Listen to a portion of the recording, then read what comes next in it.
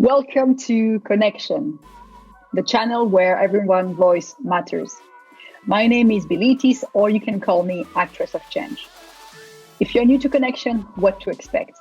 You should expect to meet inspiring men and women living for a mission bigger than themselves. And they are here, to help you to continue or to start yourself to live a life chosen in service to others or your community, for example. So I definitely invite you to subscribe, to continue to grow and learn. Today, I'm pleased to introduce you to another guest who dedicates her life to support her community further and beyond. Let me introduce you to Lisa Thompson-Smeddle. Lisa Thompson-Smeddle holds, first of all, a master and honors degree in sustainable development from Stellenbosch University in South Africa. With over 30 years of experience within NGO, she has a double cap between understanding and working closely with programs, worldwide programs, international for AIDS, but as well to dedicate her life locally on the ground to make a difference directly. And she's as well the director of the USR and Republic of South Africa registered Sustainable Development Network and African Sustainable Academy. And with her passion for development in Africa, she as well acts as a sustainability advisor to Family Health International, the FHI 360, an umbrella grants mechanism managing a $93 million US aid PERFA grant in South Africa, meaning a funding by the US president for an emergency plan for AIDS release. Lisa was also the program coordinator for the Sustainability Institute and as well course designer lecturer at Stellenbosch University. She has worked as a consultant with international, African and South African aid and government agencies, university, and more. Please welcome Lisa Thompson-Smeddle. I feel like there should be a drum roll. Wow, it's amazing that you can remember all of these things, Bilitis. Thank you so much for having me. It's such an honor to be here and to learn about what you're doing. I just want to applaud you for the work that you're doing. It's amazing. Thank you so much, Lisa, and thank you so much for taking the time as well to be here on Connexion to share more about your mission and what makes you feel alive. And could you tell us more about your calling? How did it happen? How did you find yourself, you being a Californian, an American, and being now in South Africa for so long? What happened? Tell us. What happened? That's a funny story. So from the time I can ever remember being able to think, I wanted to be in Africa. And it's really funny. I had a Zoom call with my mother the other night, and she said to me, Lisa, from the time you were 4 years old, you've been telling me you wanted to be in Africa, and I always knew you were going to end up there. And I think at 4 years old, you don't really have a solid understanding of your future, but I just knew that Africa was where I wanted to be. And so I ended up doing a degree in psychology, and then I worked as a diplomat in the Foreign Service for the US State Department for many years, stationed at the US Embassy in Paris, and then in London, and then I wanted to be in Africa. So I actually left the diplomatic corps and came to South Africa and started working in communities at the end of the 80s when apartheid was in the midst of all of its throes. And it was really an interesting time to be here because Nelson Mandela had not yet been released. And it was interesting, a white American girl working in townships. It was not so easy to get help from the local colonial people. So we kind of had to forge away on our own a little bit and just stick to our guns and say, we're going to do development whether we get any support or help or not. And we just made it work. Wow. And that's incredible, is that you got the gut. You don't even know where it's coming from, but you got the gut that at 4 years old you were clear on where you wanted to go and what you wanted to do, and then step by step your life brought you closer and closer to that. And could you tell us as well more about the aim of Sustainable Development Network? Okay, so I was actually working on the ground in development for many years before founding the Sustainable Development Network. And I was working with local NGOs across South Africa and kind of learning what was going on within their operations.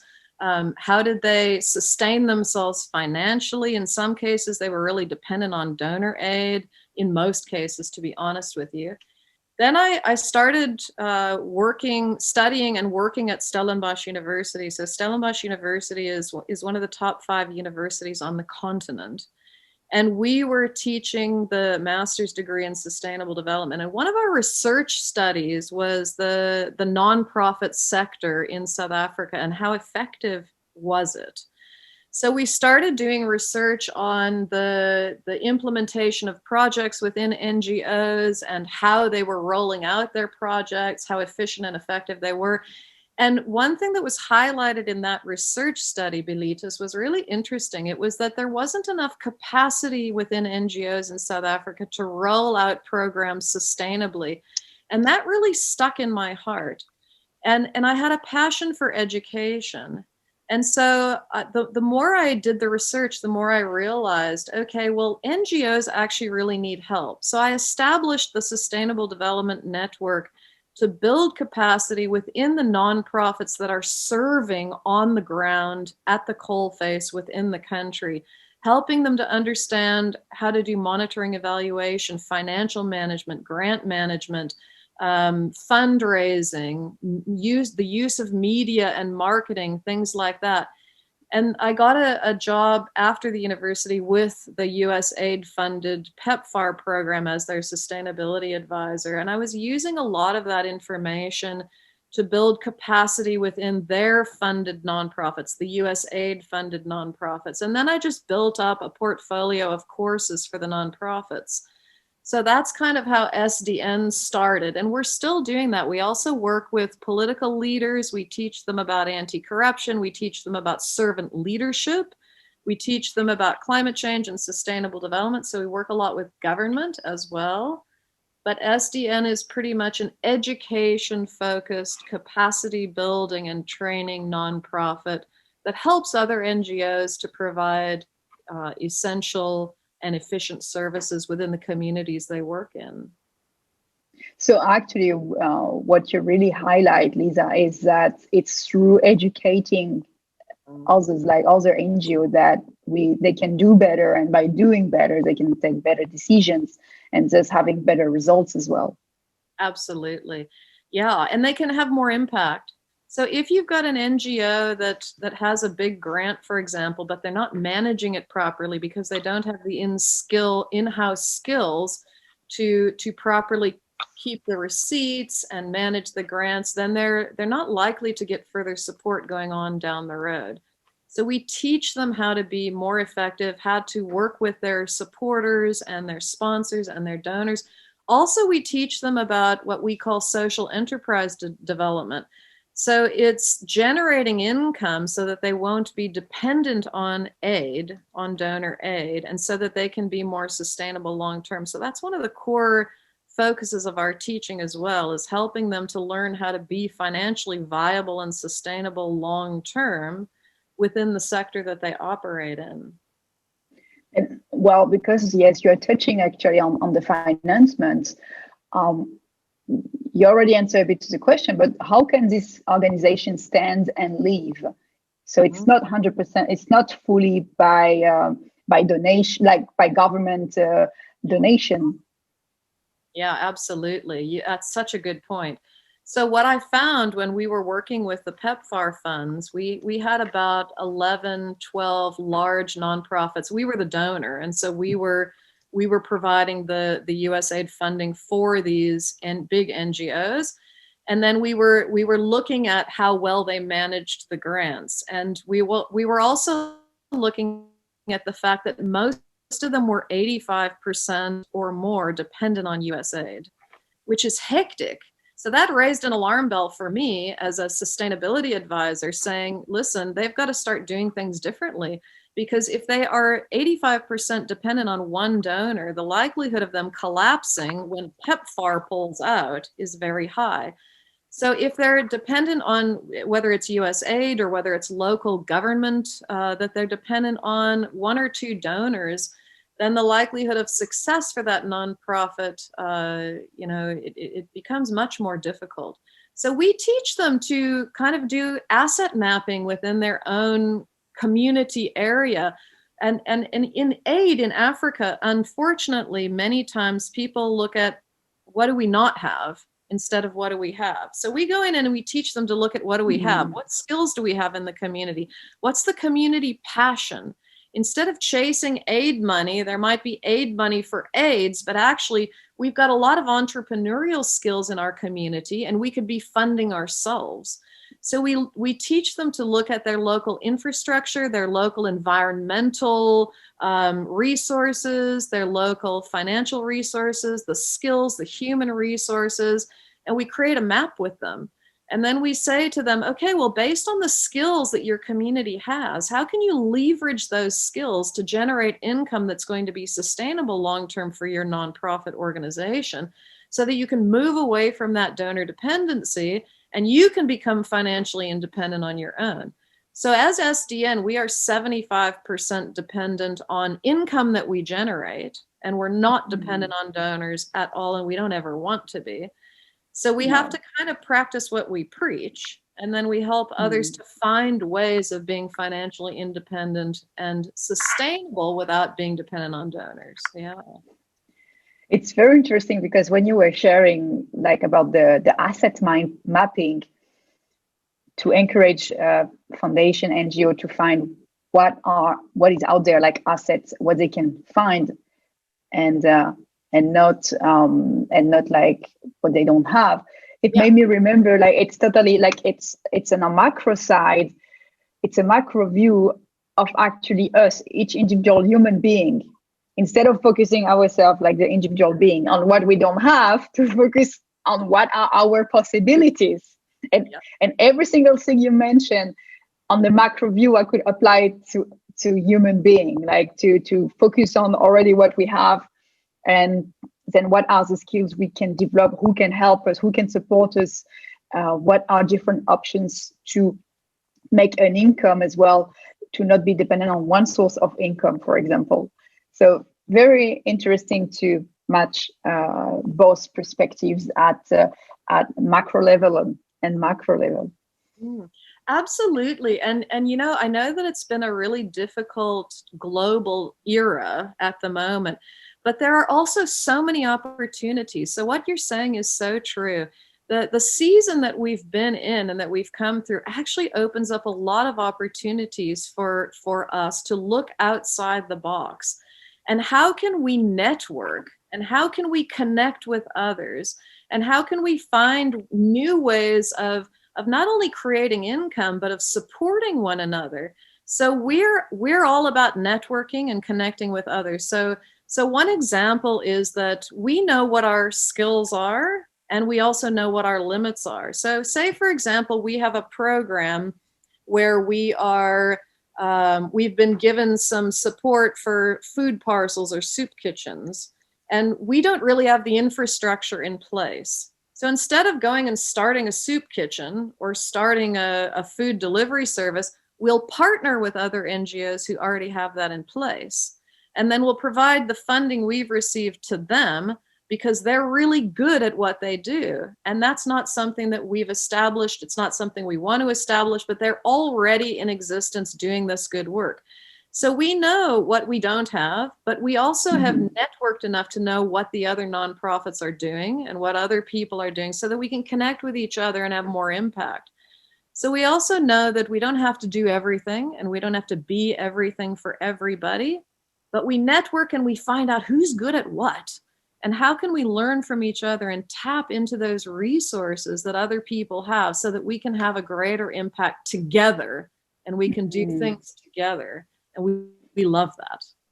Yes, and so that's why you feel like networking and partnerships are so important. Like it allows to put together existing resources and to help one another, to support one another. It makes me think of a cooperative, if the English word is correct, like of agricultures, like small cultures. Instead of buying each one a tractor, well, there'll be one for the community, one for the different farmers that they can use, and so put together the resources to, first of all, know your neighbor, who is next to you, who can support you with what, and what about you? What can you give? How can you support as well other NGO? Absolutely. I couldn't have said it better. Absolutely. And as well, like another mission very close to your heart is as well like One Heart. So could you share with us more about it? What does it stand for you? Absolutely. So as an education-based nonprofit, I remember it was in 2015, I was reading the statistics in South Africa on the grade 12, the matriculation graduation marks for grade 12 students. So how many children graduated from high school? And I was reading the results, and the newspapers were saying that it was a 78% pass rate. And that didn't sound right, because I work in education and I can see on the ground what's happening.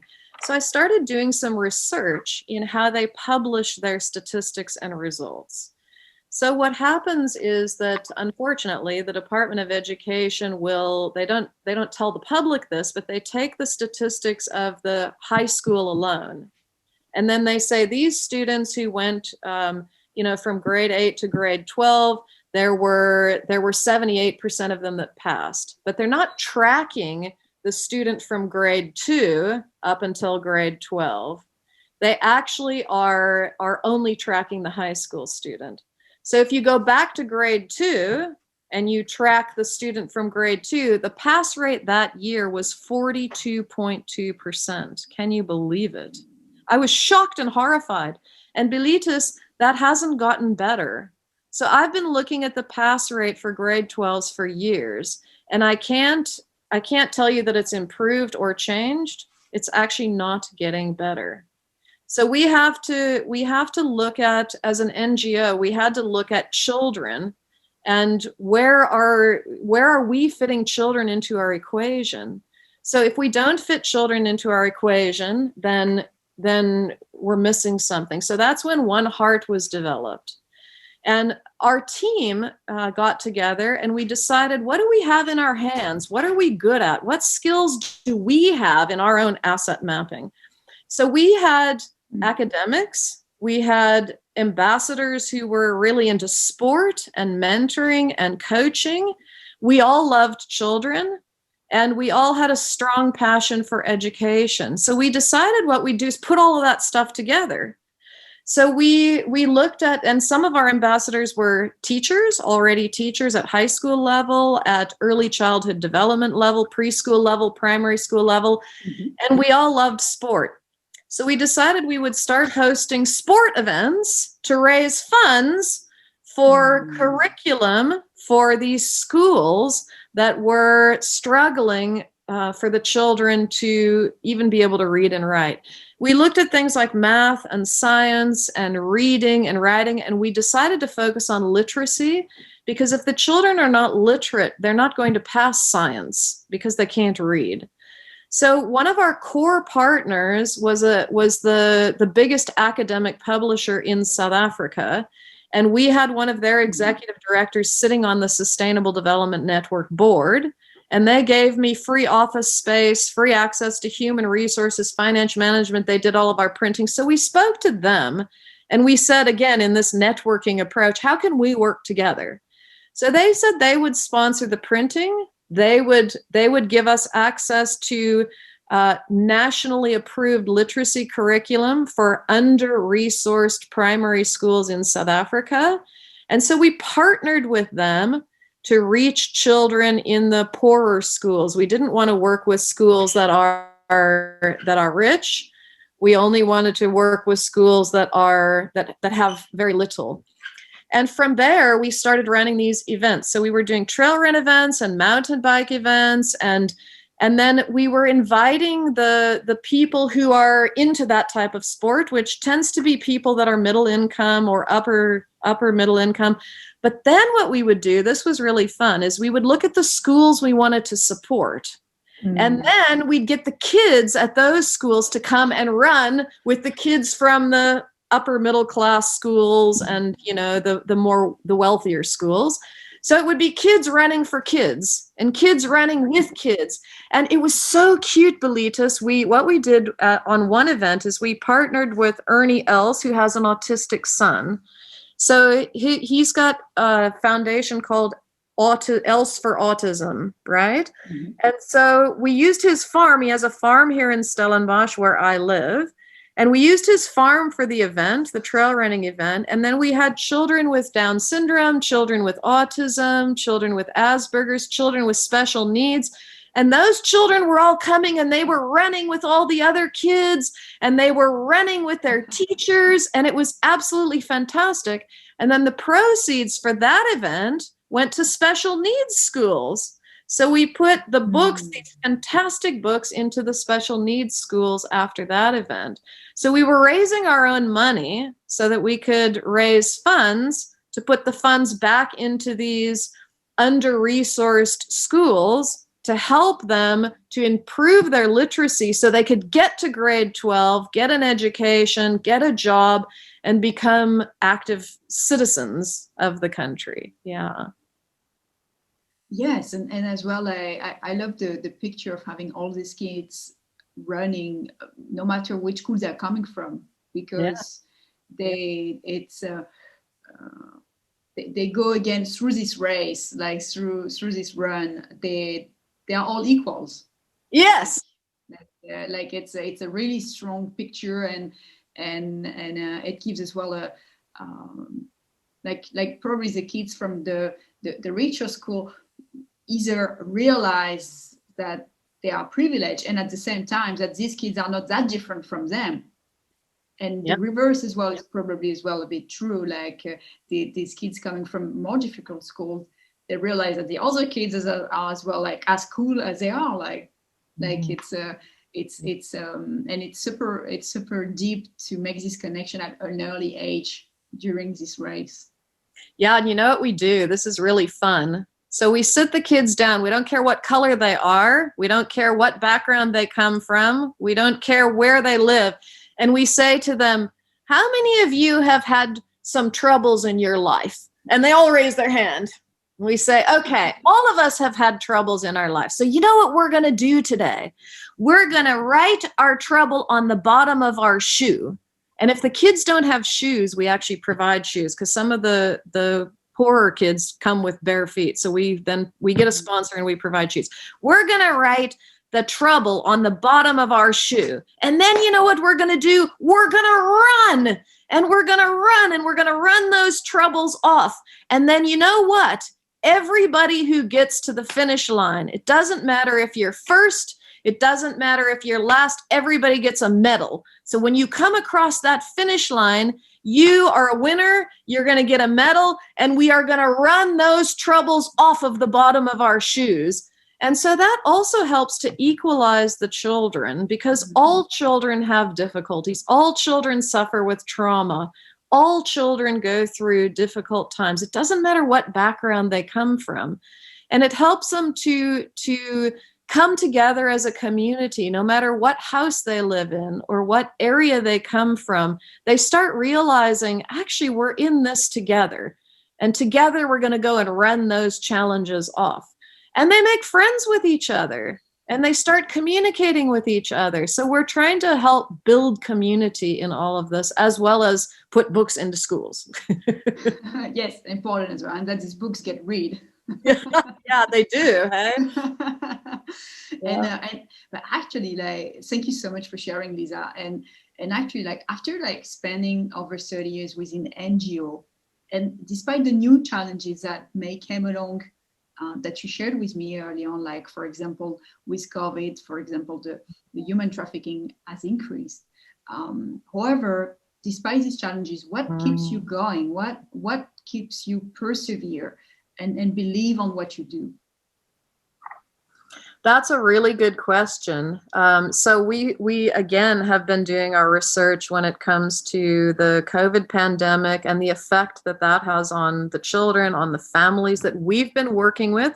So we've reached 10,000 children so far with literacy curriculum, which has been fantastic. Then we went back to those schools and to those families, and we said, what's going on now?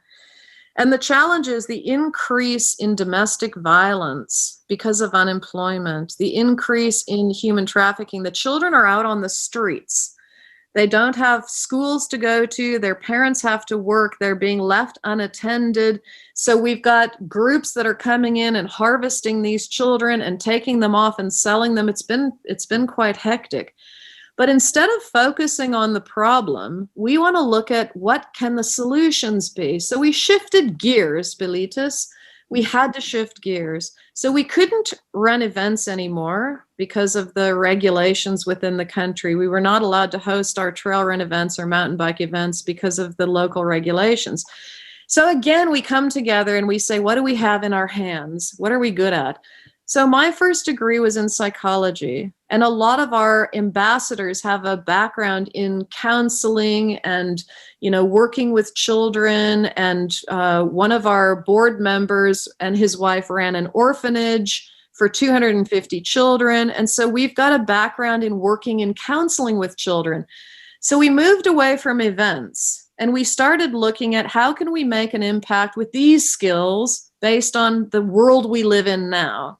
So we started running campaigns for play therapy for children, for bringing educational toys into these communities where we're working because we can't run events anymore. We have also the books that are going to the children still, but we're focusing more on counseling, therapy, and the holistic well-being of the child, given the global crisis that we're in. And it's been amazing to see that the children, children learn, they're social beings. Children are social beings. And when they're isolated, they become depressed, they become anxious. We're finding a lot of anxiety and depression in families. Again, the domestic violence is increasing, human trafficking is increasing. But what we're doing is we're going into the communities and we're going in the afternoons or in the mornings on set days, depending on when the children are around. And then we'll have a little art center where they can draw or paint. And we'll say to them, why don't we have a theme today? And the theme today is going to be my family.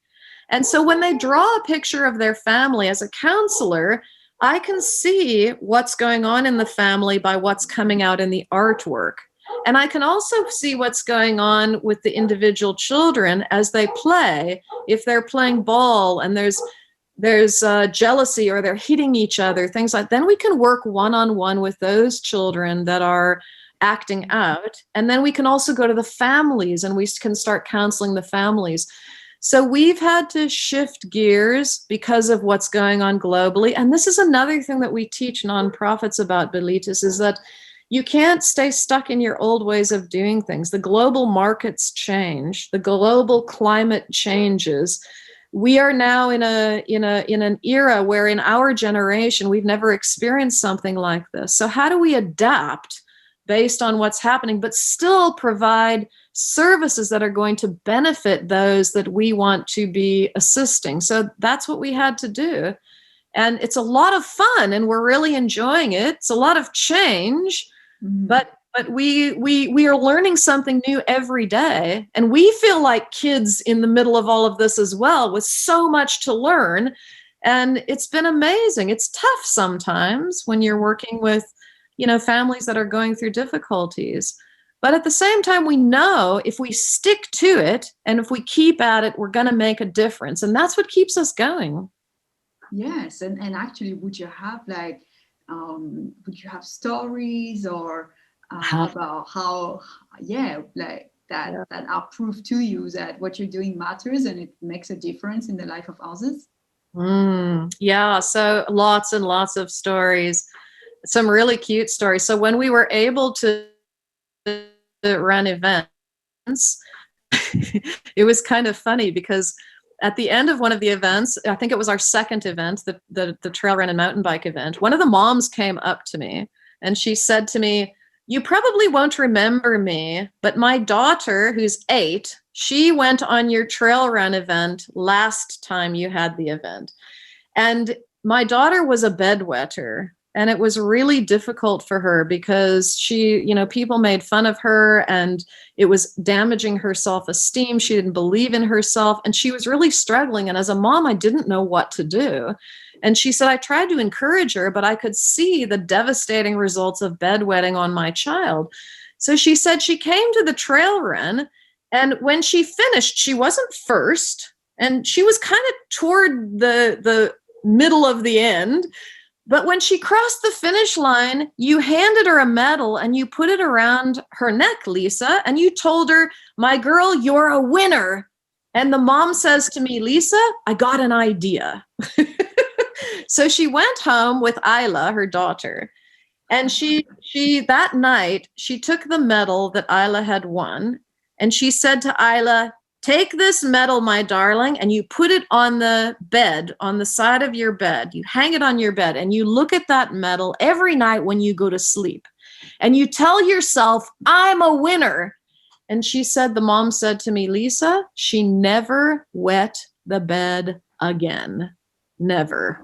Wow, incredible. Yeah. And then we've had so many stories like that. We had a grandma, it was very sad. So her son had died about 8 months previously, and she hadn't seen her grandchildren for 8 months because every time the wife of the man who had died would see the grandmother, it would remind her of her husband who had died. And so there was a lot of anxiety there. And so the grandmother was beside herself.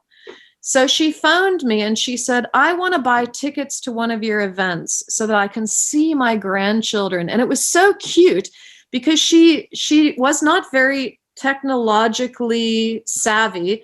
So one of my operations manager went to her and showed her how to buy the tickets online.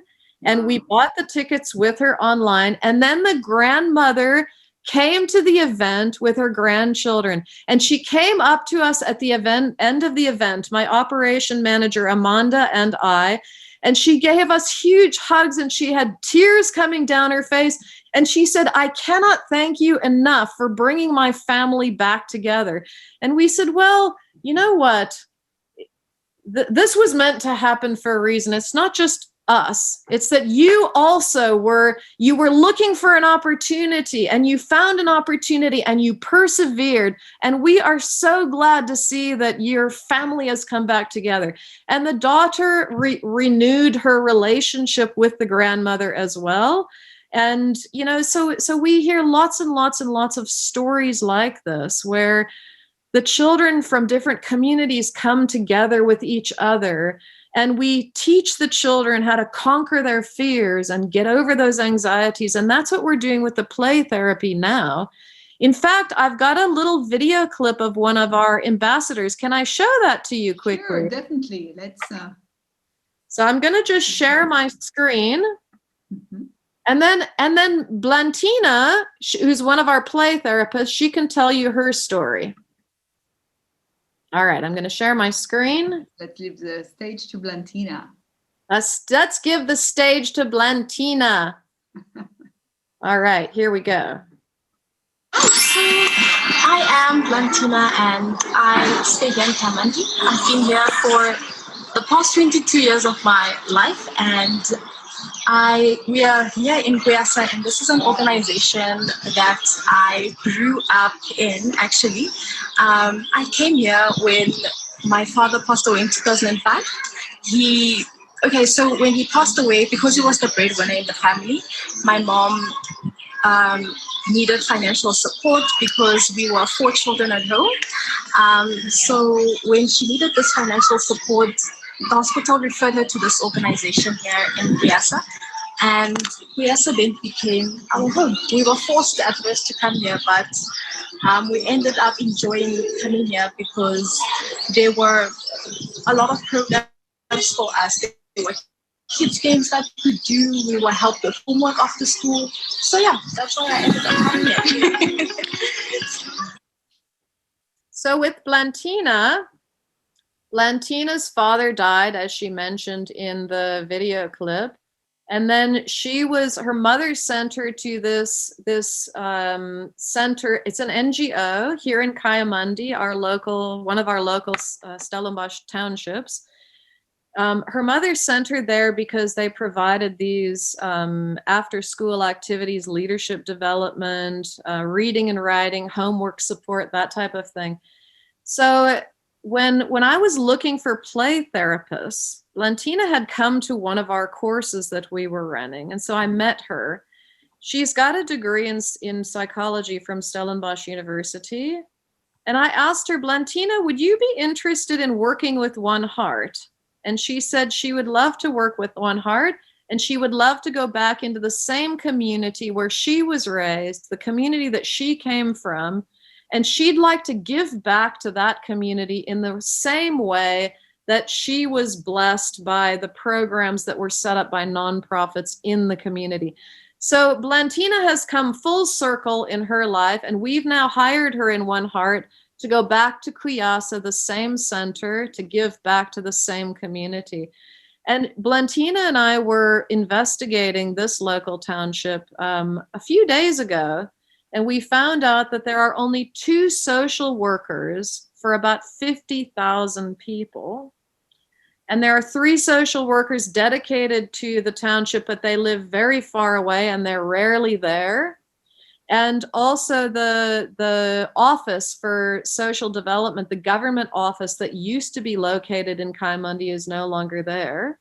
There was also a trauma center that was attached to the local police station, and that's been closed, and they've replaced it with a soup kitchen. And the psychologist who lives in Kayamandi, who was working in the trauma center, is now working in a soup kitchen. And she takes in girls who have been raped and abused into her own home. But she said there are only 2 social workers in the entire community. And there's so little services that are provided. And we're finding that that's the case in a lot of these township communities. The people don't have access to psychologists. They don't have money to go see a counselor. And they just have to tough it out. And if you look at their well-being and their, the life cycle of, from the time you're a child, if you're traumatized as a child and you just have to keep stuffing that stuff inside, then those dysfunctions and those issues can carry on, further into your life. Mm-hmm. So that's what we're trying to help address, is these challenges, particularly within the COVID pandemic. There's just not enough counseling and therapy and support available for these children. So we want to go back to those 10,000 children, and we want to reach them, and we want to reach more. Mm-hmm. And we want to work with other organizations that are doing this as well. So we've taken hands with other organizations in other provinces within South Africa, not just in our local area. We've reached out to the universities. This is really cool. And so we're working with the universities because their psychology degree students have to have practicals, and the practicals have to be in the communities. So the universities are willing to send their students to us so that we can allocate them within our communities. They can go and do play therapy and counseling with the children. They get their practicals that they need for the degree, and then we get additional hands of support in the community. So here's where the networking comes in again. Yes, and actually that was actually my question. It was going to be like, do you think there is a lack of person to support in terms of mental health? Because as well, due to the percentage of kids that drop out of school, and so if they drop out, it means there is less students like going to uni, and so thus there is less support on the ground.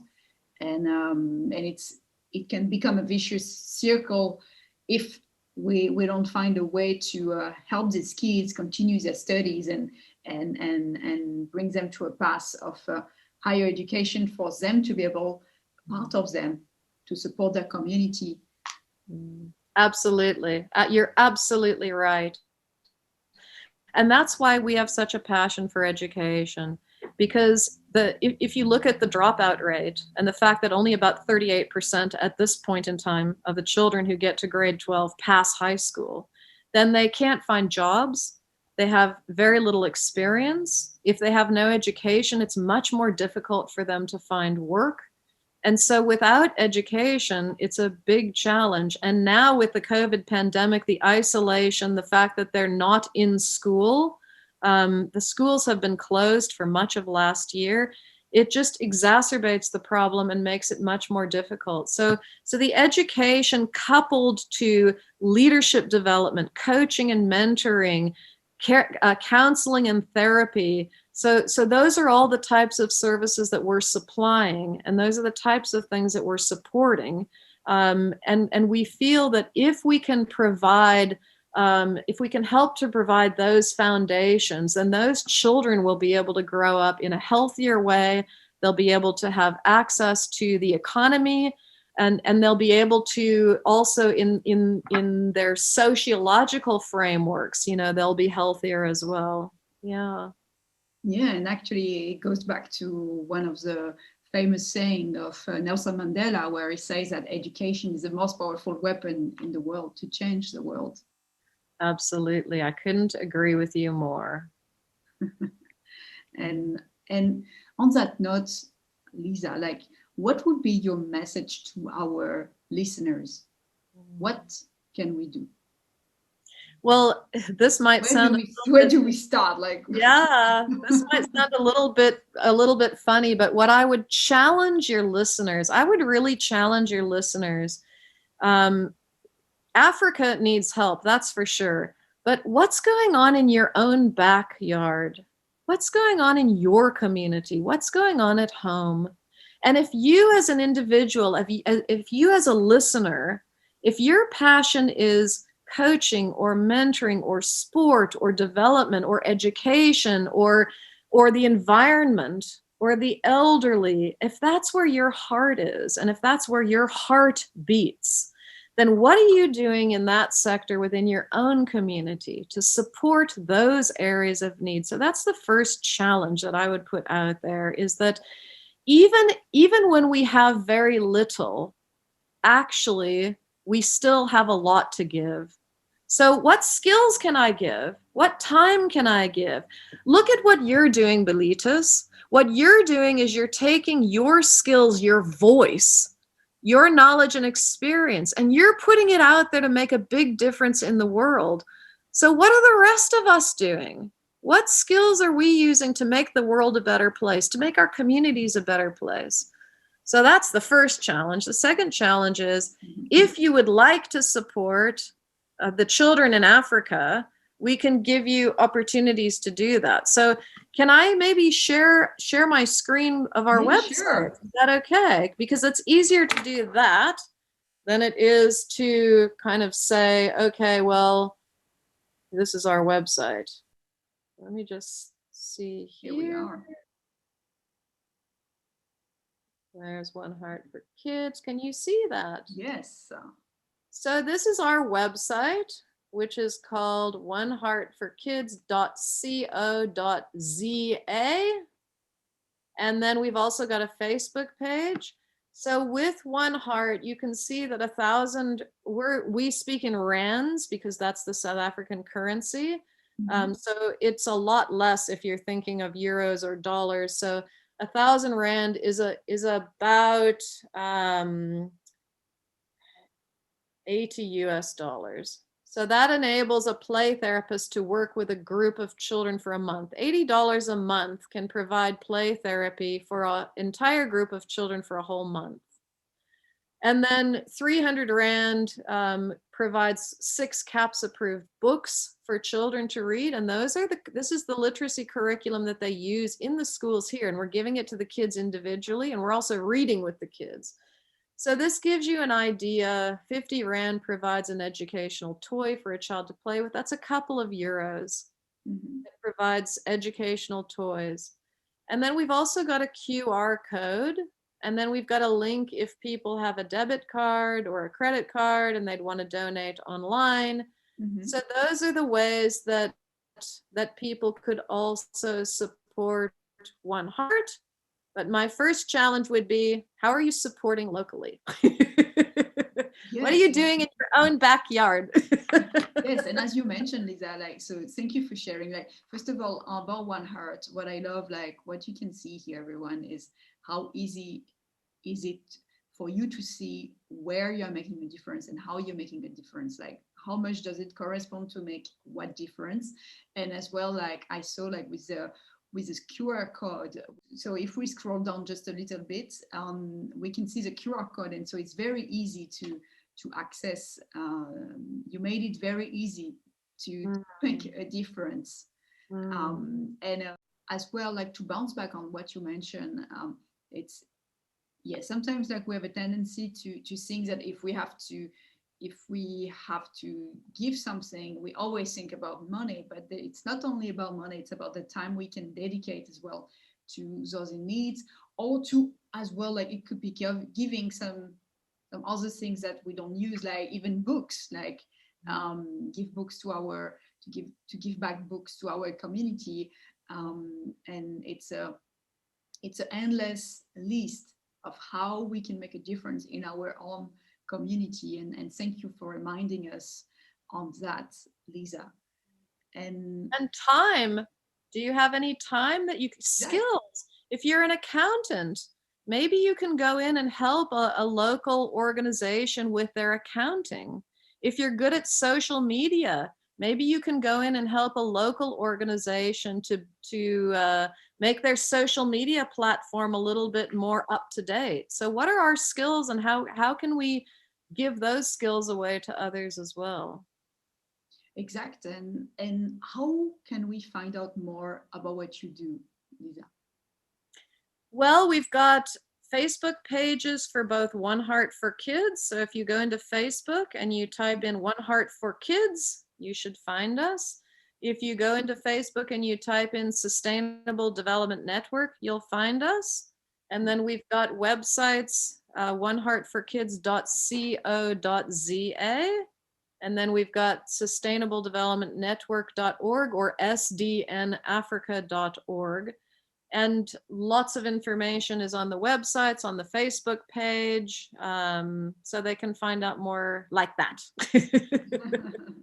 Well, super. Well, thank you so much, Lisa, for coming up on Connection. Thank you for sharing, like, your calling of and your drive from when you were 4 years old to I will be in Africa one day, and telling us the story of step by step how you went there, and as well how you realized through your journey that you have went into depth about working with international organizations and following their agenda, to as well have the opposite experience of literally being on the ground like you do on your day-to-day now, and to realize the real needs of right now of the community, and seeing that actually it is where you can make a difference quicker and more visible for yourself, but as well for those in need the most. So thank you once again for your dedication to your community, and as well, like, support NGO to teach them, to educate them on how they can as well make a difference, and a sustainable difference. Because what matters is not only what we can do in today, but as well how are we preparing for the future to maintain these efforts. Because it's when we sustain the effort on a long-term run that we can have bigger results. So thank you so much once again. Yeah, absolutely. And for our audience, well, I invite you definitely to subscribe for more inspiring interviews on Connection, and feel free to leave a comment below. What does it inspire you? What is it that you want to do more of within your community? What are you already doing within your community? And I see you all on next Friday. Thank you, everyone. Thanks, Bilitas.